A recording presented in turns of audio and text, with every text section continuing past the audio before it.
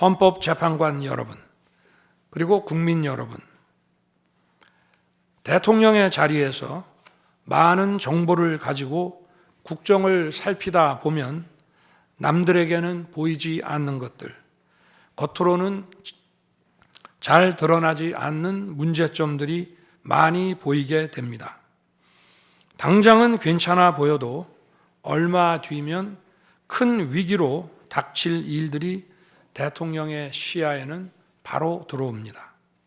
서서히 끓는 솥 안의 개구리처럼 눈앞의 현실을 깨닫지 못한 채 벼랑 끝으로 가고 있는 이 나라의 현실이 보였습니다. 언제 위기가 아닌 때가 있었냐고 하는 분도 있을 겁니다. 그렇지만 그동안의 위기가 돌발 현안 수준이었다면 지금은 국가 존립의 위기, 총체적 시스템의 위기라는 점에서 차원이 완전히 다릅니다. 미국 트럼프 대통령은 취임 첫날 국가 비상사태를 선포하고 군을 투입했습니다.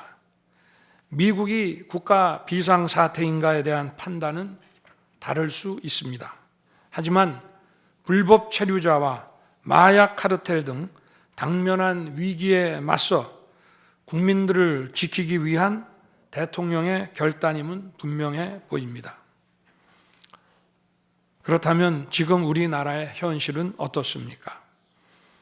국가 비상사태가 아니라고 단언할 수 있습니까?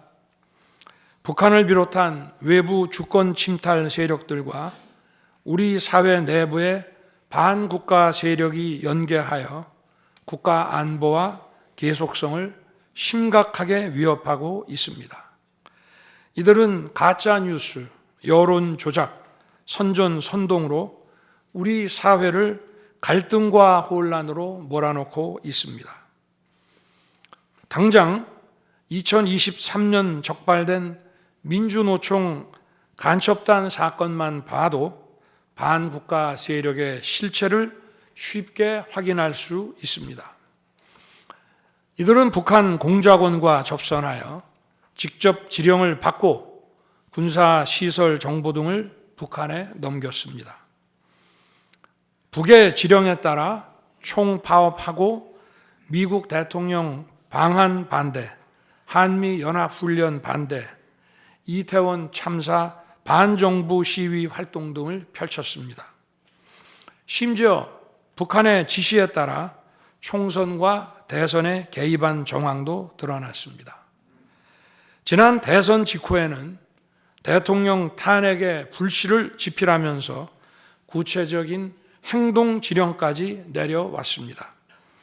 실제로 대통령 당선인이 취임하기도 전인 2022년 3월 26일 윤석열 선제 탄핵 집회가 열렸고 그때부터 2024년 12월 초까지 무려 178회의 대통령 퇴진 탄핵 집회가 열렸습니다.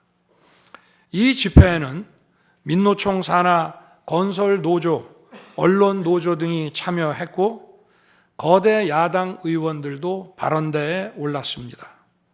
결국 북한의 지령대로 된 것 아닙니까? 요즘 세상에 간첩이 어디 있냐고 말하는 분들도 있습니다. 하지만 간첩은 없어진 것이 아니라 대한민국의 자유민주주의를 무너뜨리는 체제 전복 활동으로 더욱 진화한 것입니다. 그런데 이러한 간첩 활동을 막는 우리 사회의 방어막은 오히려 약해지고 곳곳에 구멍이 난 상태입니다. 지난 민주당 정권의 입법 강행으로 2024년 1월부터 국정원의 대공수사권이 박탈됐습니다. 간첩단 사건은 노하우가 축적된 기관에서 장기간 치밀하게 수사를 해야 합니다. 그런데 제대로 준비할 시간도 없이 전문성과 경험이 부족한 경찰에 대공수사권이 넘어가 버렸습니다. 간첩이 활개치는 환경이 만들어진 것입니다. 게다가 애써 잡아도 재판이 장기간 방치되는 상황까지 발생하고 있습니다. 현재 재판이 진행 중인 간첩 사건이 민노총 간첩단, 창원 간첩단, 청주 간첩단, 제주 간첩단 등 4건이나 됩니다. 그런데 청주 간첩단 사건은 1심 판결까지 29개월이 넘게 걸렸고, 민노총 간첩단 사건도 1심 판결에 1년 6개월이 걸렸습니다. 이들은 구속기간 만료 후 석방되어 1심 판결로 법정 구속이 될 때까지 버젓이 활보하고 다녔습니다. 현재 창원 간첩단 사건은 2년 가까이 재판이 중단되어 있고, 제주 간첩단 사건도 1년 10개월째 재판이 파행 중입니다. 모두 석방된 상태입니다. 간첩을 잡지도 못하고 잡아도 제대로 처벌도 못하는데 이런 상황이 과연 정상입니까? 그런데도 거대 야당은 민노총을 옹호하기 바쁘고 국정원 대공수사권 박탈에 이어 국가보안법 폐지까지 주장하고 있습니다. 경찰의 대공수사에 쓰이는 특활비마저 전액 삭감해서 영원으로 만들었습니다. 한마디로 간첩을 잡지 말라는 것입니다. 작년에는 중국인들이 드론을 띄워 우리 군사기지, 국정원, 국제공항과 국내 미군 군사시설을 촬영하다 연이어 적발되었습니다. 이들을 간첩죄로 처벌하기 위해서는 법률을 개정해야 하는데 거대 야당이 완강히 거부하고 있습니다. 국가 핵심 기술을 유출하는 산업 스파이도 최근 급증하고 있습니다. 반도체, 디스플레이 등 기술 유출 피해가 수십조 원에 달하는데 그 3분의 2가 중국으로 유출됩니다. 중국은 사진 한 장만 잘못 찍어도 우리 국민을 마음대로 구금하는 강력한 반간첩법을 시행하고 있는데, 거대 야당은 산업 스파이를 막기 위한 간첩죄 법률 개정조차 가로막고 있습니다. 또한 거대 야당은 방산 물자를 수출할 때 국회 동의를 받도록 하는 방위사업법 개정안을 당론으로 추진하고 있습니다. 방산 비밀 자료를 국회에 제출해야 하고, 거대 야당이 반대하면 방산 물자도 수출할 수 없게 됩니다. 국회에 제출된 방산 비밀 자료들이 제대로 보안 유지가 되며 적대 세력에 넘어가지 않는다고 누가 보장할 수 있겠습니까? 방산 기밀 자료가 이렇게 유출되면 상대국에서 우리 방산 물자를 수입하겠습니까?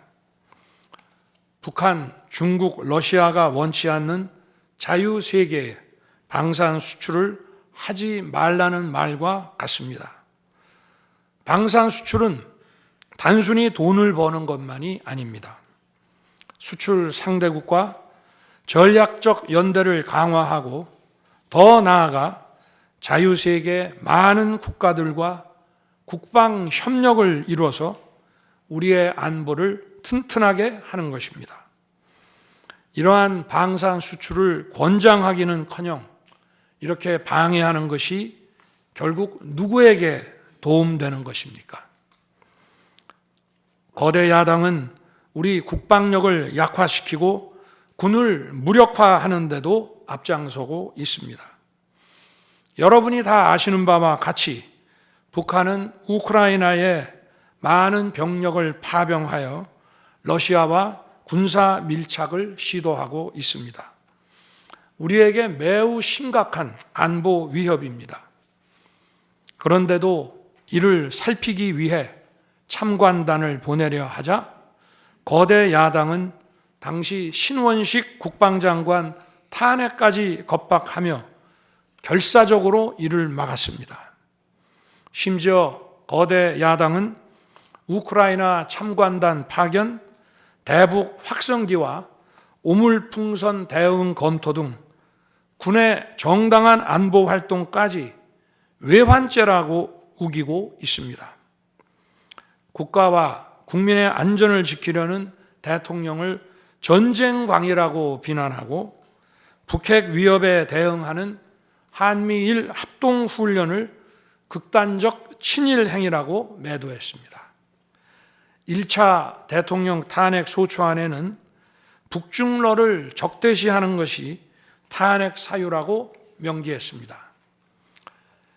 190석에 달하는 무소불위의 거대 야당이 우리나라와 우리 국민 편이 아니라 북중러의 편에 서 있는 것입니다. 이러한 상황이 국가 위기 상황이 아니면 뭐란 말입니까? 이뿐이 아닙니다. 거대 야당은 핵심 국방 예산을 삭감하여 우리 군을 무력화하려 하고 있습니다. 거대 야당은 전체 예산 가운데 겨우 0.65%만 깎았을 뿐이라고 주장합니다. 그러나 그 0.65%가 어디냐가 중요한 것입니다. 마치 사람의 두 눈을 빼놓고 몸 전체에서 겨우 눈알 2개 뺐다고 말하는 것과 같은 얘기입니다. 거대 야당이 삭감한 국방 예산은 우리 군의 눈알과 같은 예산입니다. 북한 핵과 미사일 기지를 선제 타격하는 키일체인의 핵심인 정찰 자산 예산을 대폭 삭감했습니다. 핵심 전력인 지휘 정찰 사업 예산을 2024년 대비 4,852억 원 감액했고 전술 데이터링크 시스템 성능 개량 사업은 무려 78%를 삭감했습니다. 우리 국민을 향해 날아오는 미사일을 요격하는 KAMD, 즉 한국형 미사일 방어 체계 구축도 예산 삭감으로 개발이 중단될 위기입니다. 장거리 함대공 유도탄 사업을 위해 예산 119억 5,900만 원을 책정했지만 96%를 삭감하고 5억 원만 남겼습니다. 정밀 유도포탄 연구 개발 사업은 84%를 삭감했습니다. 아무리 주먹이 세도 앞이 보이지 않으면 싸울 수 없듯이 감시 정찰 자산이 없으면 아무리 좋은 무기도 무용지물입니다. 게다가 최근 북한의 드론 공격이 큰 위협으로 대두되고 있습니다. 드론 방어 예산 100억 원 가운데 무려 99억 5,400만 원을 깎아서 사업을 아예 중단시켜버렸습니다. 도대체 누구의 지시를 받아서 이렇게 핵심 예산만 딱딱 골라 삭감했는지 저도 궁금할 지경입니다. 게다가 지난 민주당 정권은 국군 방첩사령부의 수사 요원을 2분의 1가량 대폭 감축하여 군과 방산에 대한 정보 활동과 방첩 활동에 심각한 타격을 주었습니다. 또 과거 간첩 사건과 연루된 인물을 국정원의 주요 핵심 간부로 발령내서 국정원이 방첩기관인지 정보 유출기관인지 모를 조직으로 방치하기도 했습니다. 지난 정부 시절 이런 일을 주도한 인물들이 여전히 거대 야당의 핵심 세력으로서 우리의 안보를 흔들고 있습니다.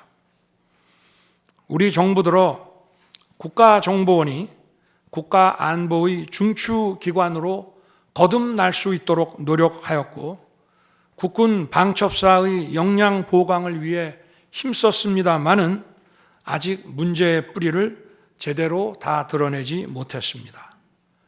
부수고 깨뜨리기는 쉬워도 세우고 만들기는 어렵고 시간이 많이 걸리기 때문입니다.